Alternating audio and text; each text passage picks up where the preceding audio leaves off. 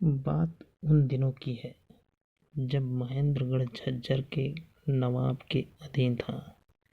उत्तर पश्चिम भारत पर विदेशी आक्रांताओं के आक्रमण हो रहे थे और रोहतक, पानीपत और रेवाड़ी दिल्ली के रास्ते में पड़ने के कारण इन आक्रांताओं की निर्दयता के शिकार होते थे।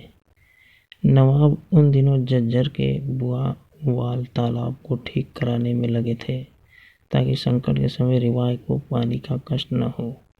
अचानक दुर्रानी के तेज हमले की खबर आई। पता चला कि दुर्रानी की सेना रेवाड़ी के पास पहुंचने वाली है। तुरंत नवाब ने रियासत के जांबाज सिपाह सलारों और वजीरों मनसबदारों की एक बैठक बुलाई।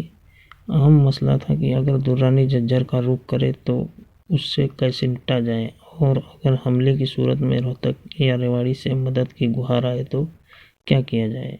सभी का कहना था कि रियाया को तुरंत आगाह कर दिया जाए कि हमले की सूरत में उसे अपना बचाव कैसे करना है और दुश्मन से जूझने के लिए पूरी तैयारी की जाए। दूसरी रियासतों की भी भरपूर मदद की जाए। उसी दिन पूरी रियासत में नवाब की ओर से डुग्गी पिटवा दी गई कि हमले की सूरत में रियायत के कमज़ोर और बीमार लोग, औरतें और बच्चे भागकर पास के जंगल में छिप जाएं। नौजवान दुश्मन का मुकाबला करने में फौज का साथ दें। डुग्गी शेख चिल्ली ने भी सुनी। उनकी बेगम निहायत मोटे किस्म की थी। उन्हें देखकर अक्सर लोग यह मान ही नहीं पाते थे कि शेख चिल्ली के घर फाके भी होते होंगे। वह एकदम हक्के बक्के और परेशान हो उठे। अब कोई समझाए नवाब को कि हमला हुआ तो उनकी मोटी बेगम भागकर इतने दूर जंगलों में कैसे जाएगी, बीच ही में न धर ले जाएंगी। फिर खुदा न खास्ता दुर्रानी की फौज आदमखोर हुई तो बेगम उनका एक दिन का नाश्ता साबित होंगी। धत तेरी की, मैं भी क्या उल्टा सीधा सोचने लगा। कमबख्तों की धज्जियां न उड़ा दूंगा अगर उन्होंने बेगम की ओर देखा, मगर रास्ते में ही पकड़े जाने पर वे उन्हें देखेंगे नहीं तो क्या आंखें बंद कर लेंगे?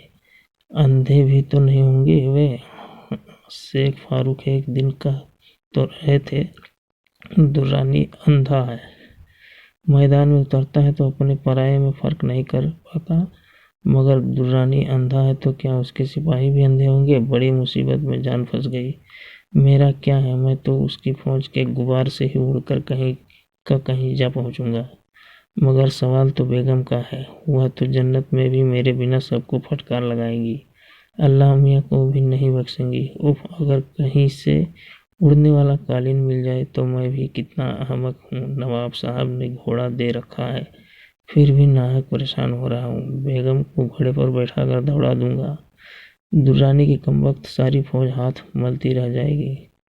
मगर घोड़ा भी तो जानवर है, पता नहीं बेगम का बोझ सह पाएगा या नहीं। ऐसा न हो कि बीच में पिचक जाए।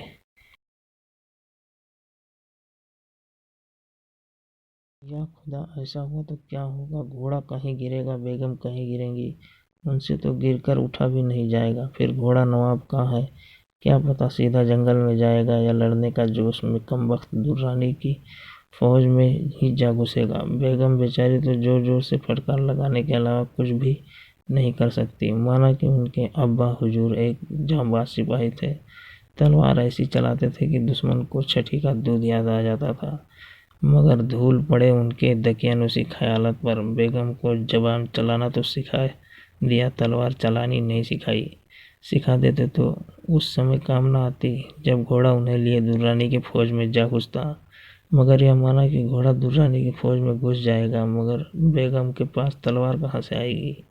अल्लाह मियाँ आसमान से तो टपका नहीं देंगे कि लो मेरे बंदे शेख चिल्ली की बेगम, तलवार लो और काट डालो दुर्रानी की गर्दन। अल्लाह मियाँ इतने मेहरबान होंगे तो बेगम दुर्रानी की गर्दन जरूर काट डालेगी। कितना मज़ा आएगा उस दिन। दुर्रानी की फौज में दहशत छा जाएगी। उसके सारे सिपाही मैदान छोड़कर भाग जाएंगे। नवाब उन्हें हैरानी से भागता देखेंगे, पूछेंगे यह अनहोनी कैसे हुई, किस आसमानी ताकत ने यह सब किया। तभी भेदिया आकर नवाब को बताएगा, हुजूर एक मोटी औरत ने तलवार से दुर्रानी की गर्दन उड़ा दी। नवाब और हैरान होंगे, तपाक से कहेंगे, वह औरत है या फरिश्तों की मलिका? उसे पूरी इज्जत के साथ दरबार में पेश करो। पेश करो ही नहीं, नवाब ने कहेगा कि हम खुद उसकी कदमबोसी करके फिर वह घोड़े से उतरकर नंगे पैर बेगम की तलाश में निकलेगा, वैसे ही जैसे शहंशाह अकबर नंगे पैर वैष्णो देवी की जियारत पर निकले थे। बेगम दुर्रानी का खून से लथपथ सिर तलवार की नोक पर टांगे मैदान जंग में खड़ी होंगी। नवाब उसकी कदमबोसी करेगा, बार बार सजदे में झुकेगा, अपने सभी अमीर उमराव को बेगम के पैरों की धूल माथे से लगाने को कहेगा, पैर चूमने को कहेगा। सभी बेगम के पैर चूमेंगे।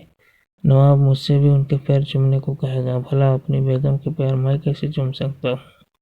मैं कहूँगा नहीं, नवाब जोर से चिल्लाएगा, चूमो। मैं फिर कहूँगा नहीं, नवाब बौखला उठेगा। सिपाहियों से कहेगा, पकड़ दो इस मरदूद को और डाल दो इस आसमानी ताकत के पैरों पर। नवाब के सिपाही मुझे पकड़ लेंगे। और फिर और जोर से धाम की आवाज़ हुई तो शेष चिल्ले ने देखा वह चारपाई से लुढ़क कर नीचे सब्जी छिलती बेगम के पैरों में गिर पड़े। आग लगे इस पोड़म पने में। बेगम के चक्कर में सपने देखता रहा शेख चिल्ली।